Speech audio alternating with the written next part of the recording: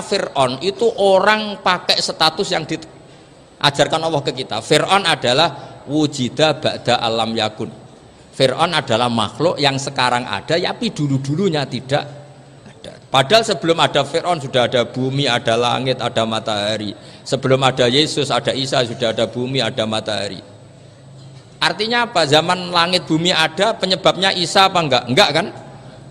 Karena dia ada setelah adanya langit dan bumi. Fir'aun juga gitu, Yesus juga gitu, semuanya begitu.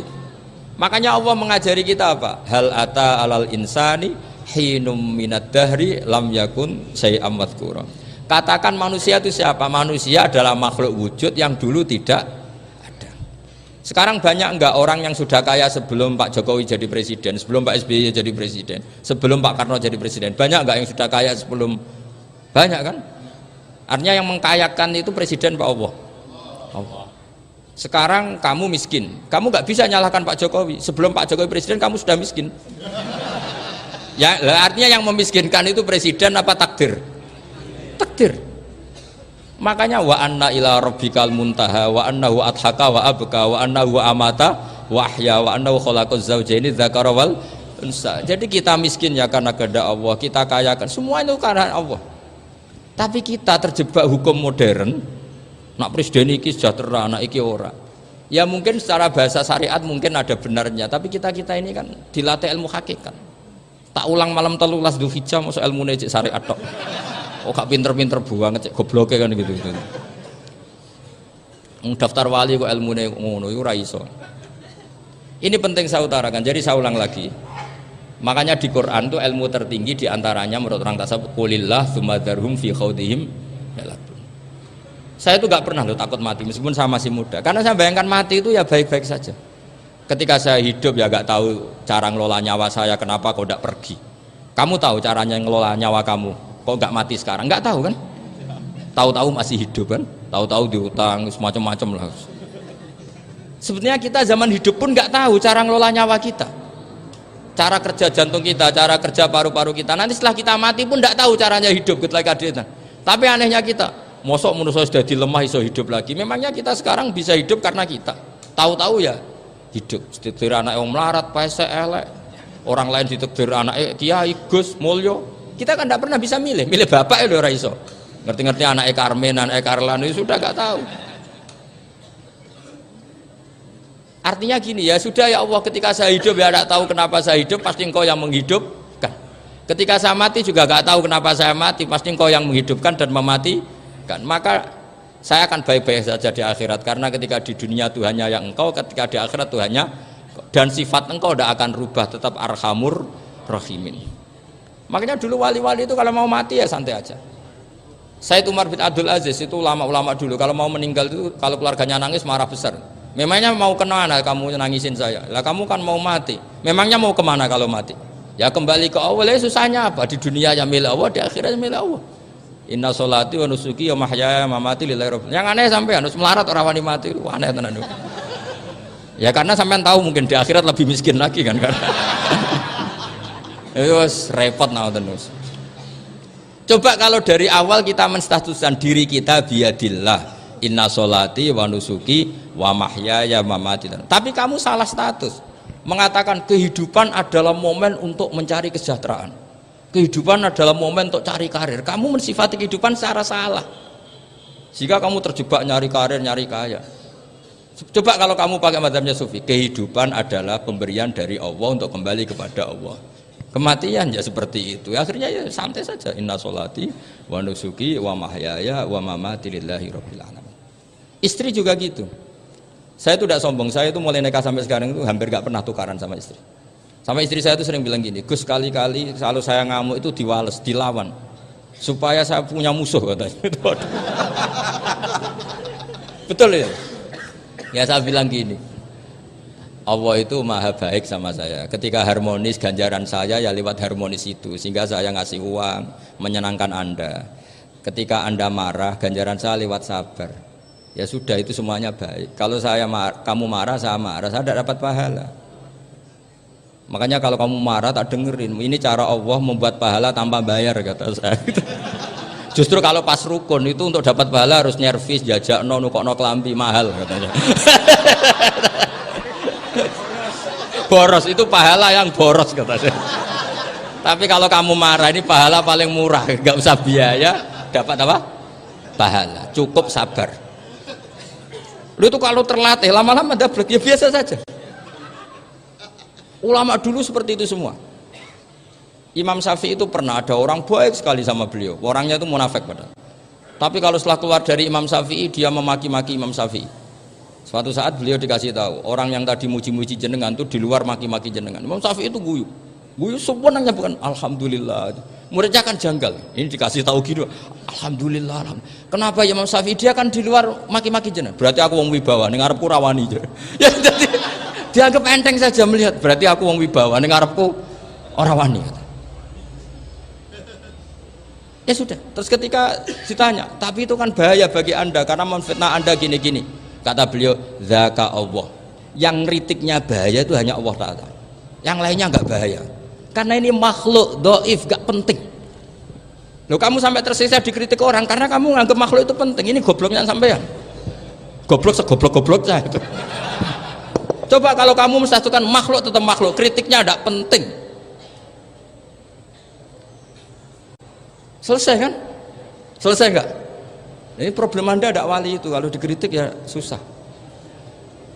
Makanya ada wali itu problem menurut saya. Makanya saya enggak ingin enggak jadi wali itu kan. Karena hanya wali yang hidupnya itu la khaufun alaihim walahum yahzanun. Orang dulu tuh semudah itu hidup.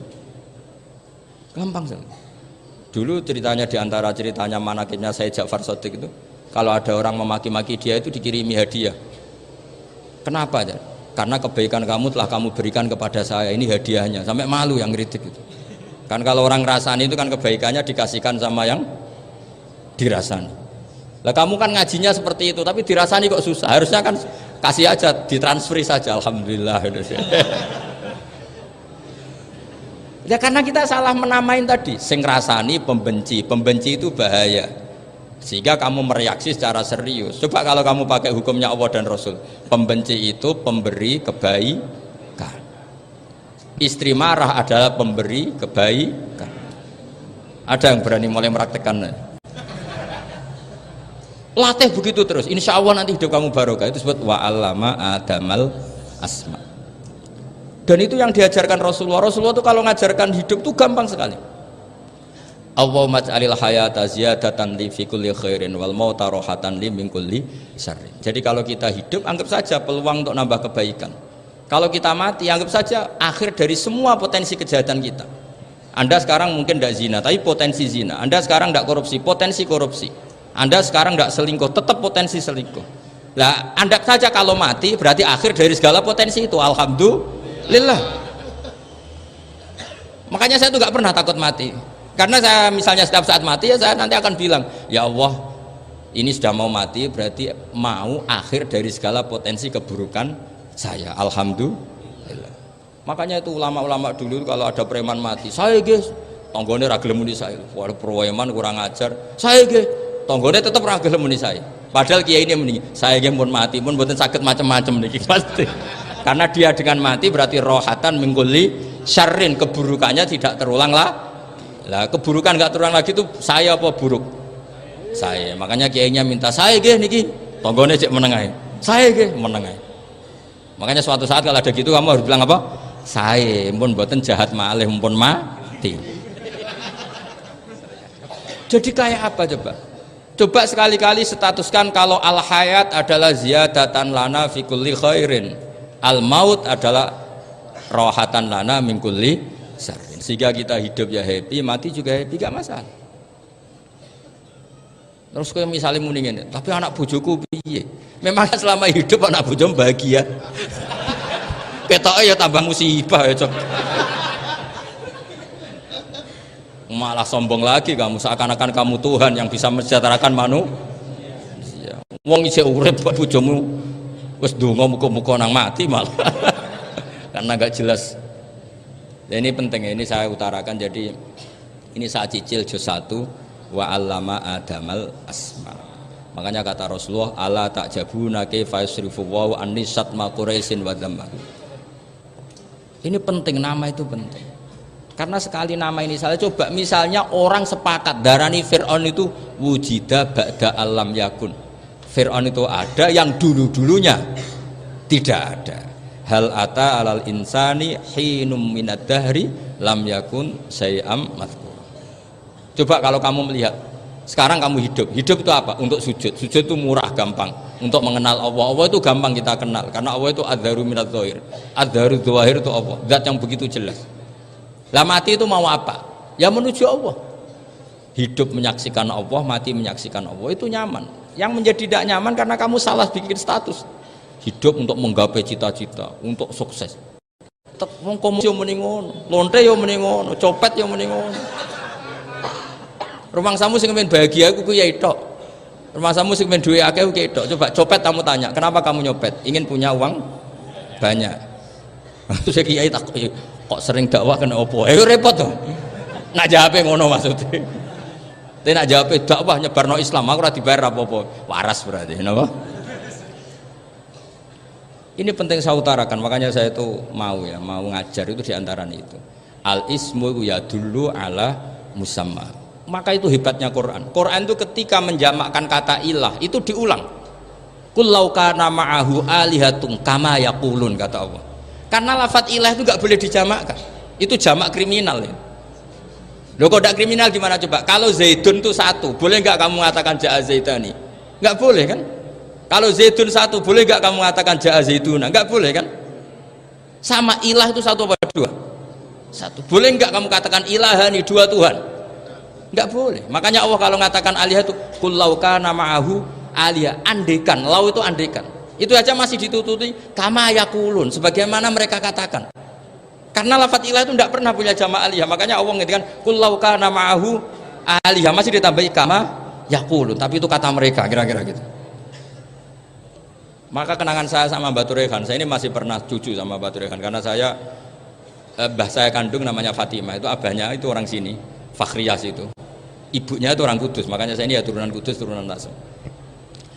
Itu kalau Batu Rehan, kalau hari kematian Yesus itu kan ditulis hari wafatnya Yesus. Batu Rehan kan tentu meyakini Yesus itu Isa itu tidak mati tapi makanya di kalender Kudus sampai lihat itu kan, matinya Sibeh Isa kan ada dalam kurung Sibeh Isa, jadi yang mati itu Sibeh Isa. Karena kalau yang mati Isa kan menyalahi Quran, wa ma qataluhu wa ma salabuhu walakin subyalah, maka ditulis kematian Sibeh Isa. Hanya Almanak Kudus, yang lainnya enggak, karena sudah ikut bahasa nasional. Saya pernah agak bantah dulu, saya masih muda, ditulis gini saja, kematian Yesus dalam kurung katanya. Jadi ono karena saya ini teori Quran itu kalau ada bahasa salah itu diulang. Qul law kana ma'ahu alihatun kama yaqul. Karena nggak benar, jamak alihah itu tidak benar. Bagaimana mungkin sesuatu yang satu dijamakkan? Coba kamu bisa mengatakan Zaiduna karena Zaidnya banyak. Kamu punya tamu rojulun, kalau orang banyak rijalun. Kamu melihat satu masjid, masjidun, kalau masjid banyak masjid. Masalahnya Tuhan itu tidak pernah banyak, mau satu. Makanya itu hebatnya kamus-kamus yang dikarang orang alim. Tasniahnya ilahun itu lam yujad katanya. Tapi wajaduhu wasamauhu. Tasniah ini nggak ada secara hakikat, tapi mereka ada yang menjamakkan, yaitu mereka-mereka yang salah. Makanya tadi dalam ilmu mantek kesalahan itu tidak pernah ada, yang ada adalah orang yang salah. Paham? Jadi kesalahan itu tidak pernah ada, yang ada adalah orang yang satu tambah satu pasti dua, nggak mungkin empat nggak ada, lima nggak ada, tapi orang jawab salah banyak. Nah, itu namanya ilmu. Ya, makanya yang namanya ismu itu mesti ya dulu ala musamma. Andai kan orang mengatakan Lata Uzza, ini batu yang dipahat oleh si A, dulu pesennya di Muntilan, batunya dari Mojokerto, dulu pas bikin tangannya protol terus disemen, dilakban. Bisa nggak jadi Tuhan kalau dengan status seperti itu? Fir'aun misalnya, dulu nggak ada, lahir ngompolan, tahu retoreten, ciliknya malah tahu tipes, terus tua-tua jadi pangeran, aneh nggak? Jadi Jadi semua, makanya setiap kemusyrikan itu kata Allah inhiya illa asmaun samaitumuha antum wa abaukum ma anzalallahu biha min sultan.